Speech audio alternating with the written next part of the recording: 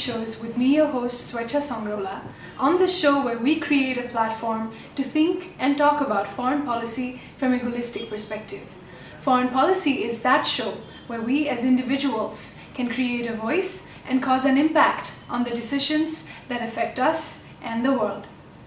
On today's episode on foreign policy, we have Mr. Ravi Bhakta Shrestha, Honorary Consul General of Italy to Nepal, Managing Director and Vice Chairman of NE Group.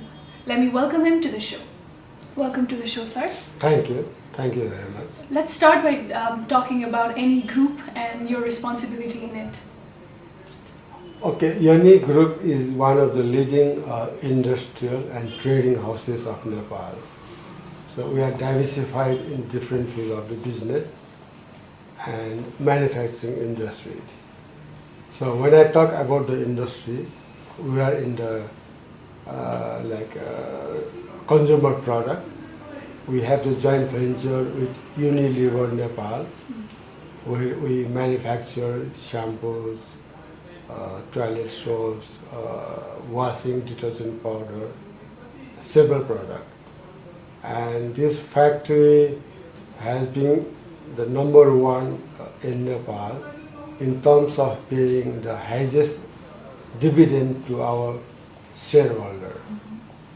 This is a multinational company, and we do have also the factory in food product, like ice cream factory. We have an ice cream factory, it is called National Ice Cream. The brand name is Azoko. So we are one of the leading top ice cream manufacturers in Nepal within the short period time of 3 years period. We do have also in restaurant, we have a collaboration with multinational company Barista Lavaza, which is a coffee shop.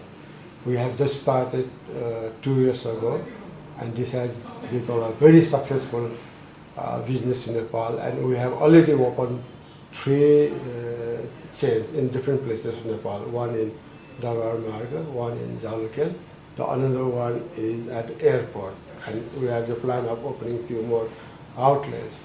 We are in the insurance, we are in the banks, and recently we have focused in tourism sector. We have already invested the money in Solti Crown Plaza. Our group had bought the share owned by Oberoi Group of Hotels from India. They had a share in Solti, so we have acquired their entire stake. So we are in the tourism sector. We are planning to open the hotels outside Kathmandu, like Pokhara, Nepalganj, Bhaiba. They are all under the planning stage. And Nepalganj will be the one which will be started in about another 2 years. Now, in terms of health sector, we do have a pathology lab. We call it Yasarial Diagnostics. This is we have the joint venture with the Yasarial Diagnostics from India, which is the largest diagnostic center in Southeast Asia. So these are the few activities we are in, and we have a planning of developing few more industries, diversifying in different sectors. So absolutely multifaceted works that you do. I would like to ask you a question about the Nepalese markets and how well receptive the markets are, because there are a lot of things that have been going around about the purchasing power of Nepalese increasing, and also the Nepalese market wanting more and more diverse products and well competitive markets. So what's your view on the Nepalese market so far? No, you are very right. Now you see political situation has stabilized. Now the economic development is taking place. And as far as the market is concerned, you are right that people are spending money, especially in the urban cities. They do spend the money for eating, for the dresses, for any other kind of entertainment. And especially the young generations in Kathmandu, they really do spend money in the restaurant, and that is why we have bought the Barista Lavaza. That is, as you know, that is a multinational brand also. So, and in the fashions and in the entertainment, and especially in the consumer product, the market is going up every year. I would say in terms of consumer product, the increment is about every year between 10 to 20%. Whereas our product is concerned, like Unilever Nepal, our sales are growing every year minimum 10 to 15%. And our bottom line also, bottom line means the net profit of the factory also going up, increasing every year. And we are very happy to distribute the dividend to our shareholder every year at a very good amount. Before we move on to the more foreign policy part of the conversation, Yeah. the question comes about the idea of multinational corporations in Nepal. And there are some suspicion in the local markets about the adequacy and the effectiveness of multinational companies in Nepal. Do you see them bringing a very good change in the Nepalese economy? No, of course, multinational companies, are all the multinational companies, I say, that are operating in Nepal are doing very good. They have become very successful company. They manage and they operate the business and factory at a very professional way, not like other private business, where most of the private business houses are controlled by the relatives of the same family. The multinational company, the other part is that for the young people who are intelligent, if they work in the multinational company, besides their education, they can learn a lot practically in the field. And all the professionalism, the way they work in the office, it will be a good example for all the young generation. But have we created a good environment for them to work? Yes, it's a very good environment. Like in our case, the Unilever Nepal, and we do give the training. We had fresh out from the universities. We send them the training in the marketing or in the technical field. Almost all the staff of the Unilever Nepal factory are very satisfied with their job. I'm not talking about only the Unilever, but there are other multinational companies in Nepal like Coke, Pepsi, and Dower, Asian Paint. They are all doing very well. Their style of working is completely different. Mr. Shrestha, can you tell us about the corporate social responsibility initiatives that the company has been taking since you have expanded in such a huge level? What is the community getting from you? Well, I am very happy that you have raised such an important question. If any businessman making money, we think that they should spend some money out of what they earn the money from the business. Definitely in our group, as far as CSR is concerned, we are doing a lot of activities. We do have a trust called IJ Charitable Trust. This is under the name of my parents. I means Indra Bhakta, J means Jawar Devi. Under this trust, we are helping in the health sector, in the education sector, in the culture sector. So when I say health sector, we do have an agreement with the teaching hospital at Maharajganj, where we help them by providing the fund each year for the treatment of the children, for those children who have no money or who cannot afford to spend the money for the treatment. So that is one part. And in terms of education sector, we do have this school called, again, IJ Pioneer Higher Secondary School, where we have more than 1,000 students. So out of that, we are giving scholarship to those students who are intelligent but financially very weak. So we do give them scholarship, about 100 students every year. And when I say culture, in Nepal there are very old temples, and where the renovation has not been done, and we identify those places, those temples, and we do give the money to the concerned people around that area for the maintenance and for the renovations. And to promote Nepalese culture also, we do publish the books about the Nepal culture, which we translated into English and distribute to different countries of the world, where we do give to the library of those countries. So by that way, we are also promoting the Nepalese culture outside Nepal. And so these are the activities we are doing in Absolutely CSR. exemplary that you're doing. I'm sure you're giving a very good example to all those business houses outside. Let me steer this conversation to the idea of foreign policy and economic diplomacy.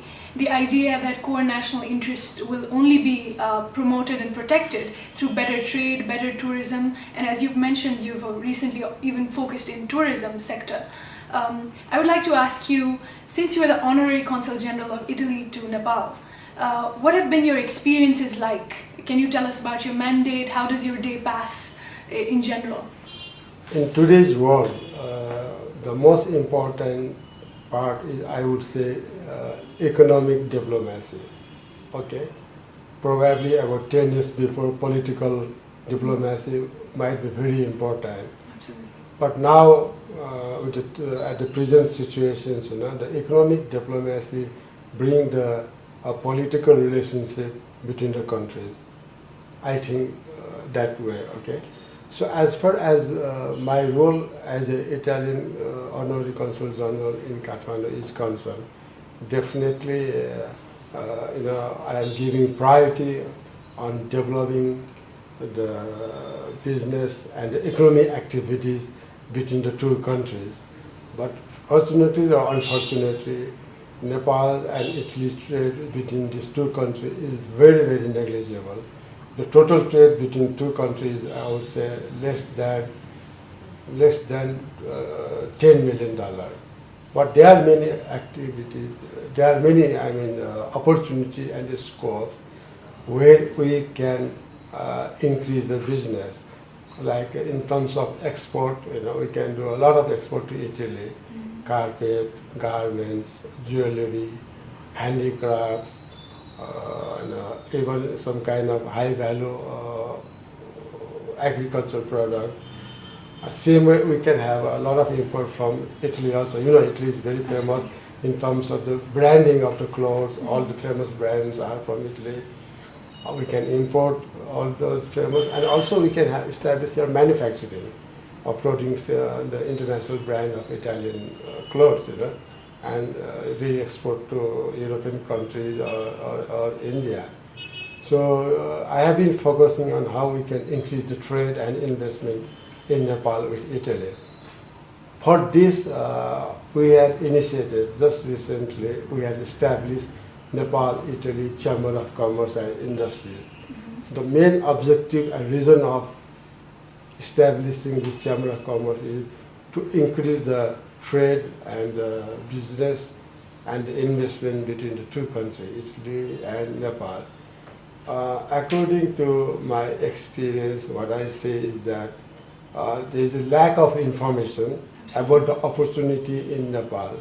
There is a lack of information about economic situations and political stability now, right?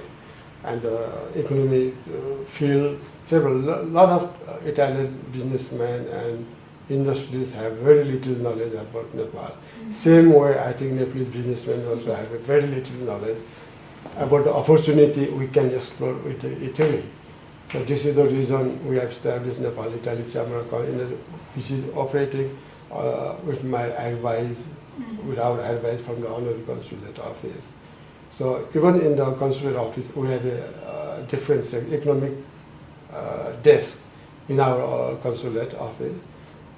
The main job of that desk is to exchange the information in the economic field and business field. And in consular sector, of course, we have many activities and many works here.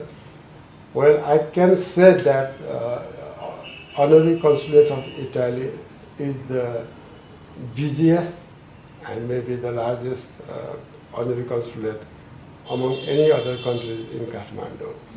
every day. Why do you say that? No, that's why I'm coming back to that point. Every day we have almost people visiting our consulate office, minimum 25 to 50 people coming with a different kind of problem. In case of Italian tourists or Italian nationals, they come here, some of them, they said they lost their passport, they lost their wallet, all these kind of things.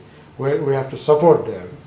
And as far as the Nepalese are concerned, they come here for certain, like for the arranging the visa for them to visit Italy, and marriage certificate, all this kind of thing. And also there are a lot of INGOs operating by Italian, INGOs in Nepal. So many activities are there.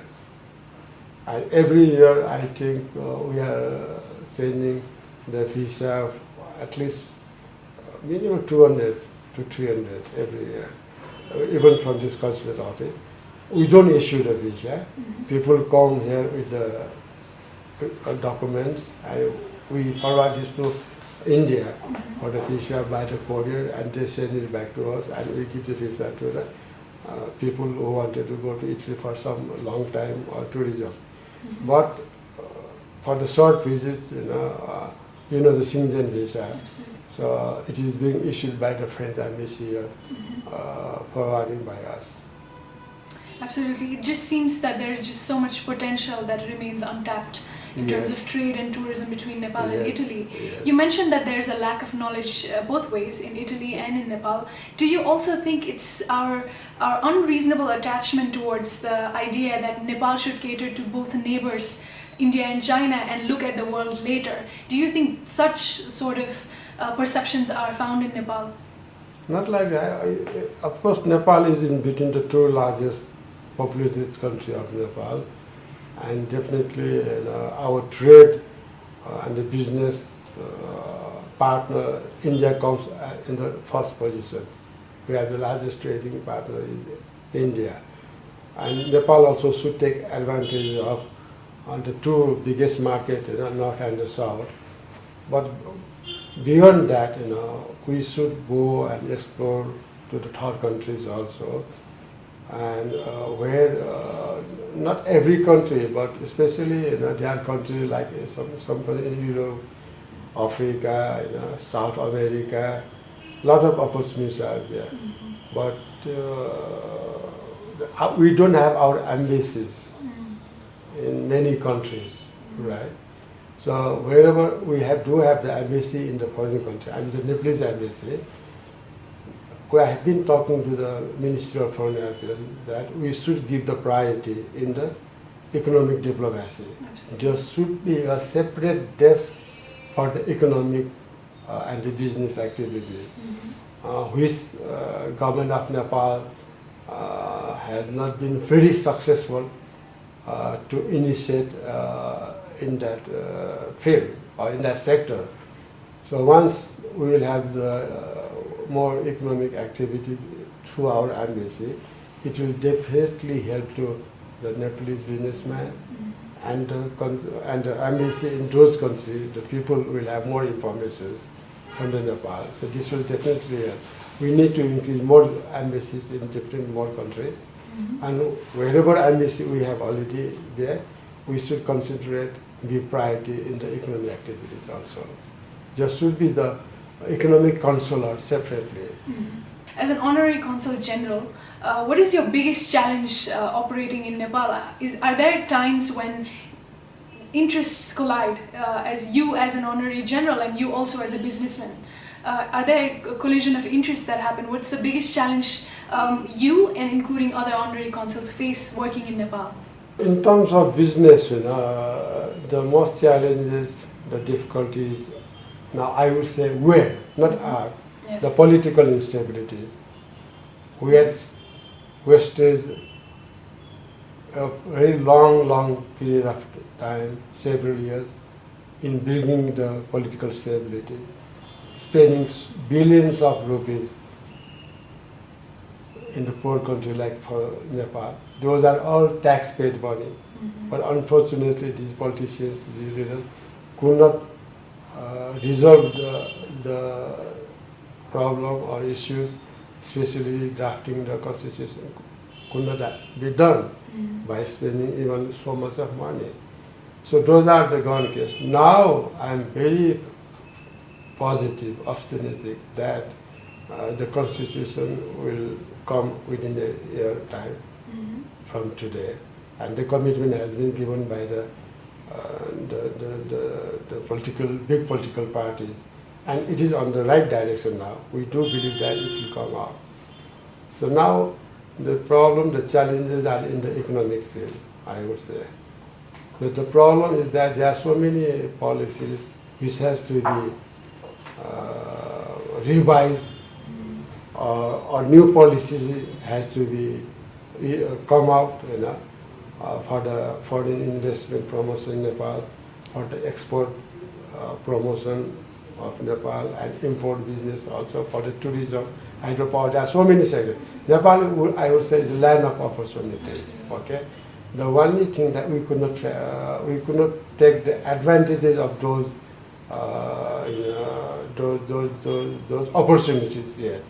So, government of Nepal, political parties, especially the government, not the present government, should work closely, taking the confidence of the private sector on the partnership approach.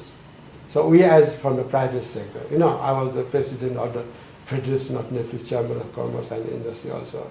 So what we have been saying, even from my time to the government, that whatever suggestion we give to the government of Nepal, that is purely for the economic development of Nepal. Okay, so the government should give the priority and should take it seriously, the suggestions coming from the private sector, because we know what is economy, okay, for the economic development of Nepal. Now, unfortunately, those have not been taken seriously by the government, because it was an unstable government. Every time the government said it. Now I think the government is stable, so they should take the advice, they should take seriously whatever suggestions we have given in terms of bringing the new economic policy, in terms of updating the old policies, that will help the trade, investment, and economic in Nepal. A very positive message to end our interaction with. Yes. The good time has started now. Absolutely, indeed. On behalf of the Youth Broadcasting Service, we would like to extend our best wishes to the Nepal Italian Chamber of Commerce, and I hope that the proposal that you've made about economic consular is taken seriously by the government sometime, and during the drafting of the constitution and in developing economic diplomacy, expertise such as yours will be counted by the government. Thank you so much for giving us the opportunity of talking to you, Mr. Shrestha. No, thank you very much to you and your entire team. Thank you so much for coming to my office and giving me the opportunity to say a few words about our Consul activities, our group, any group, and about myself, what I have been doing. Thank you very much. Thank you so much.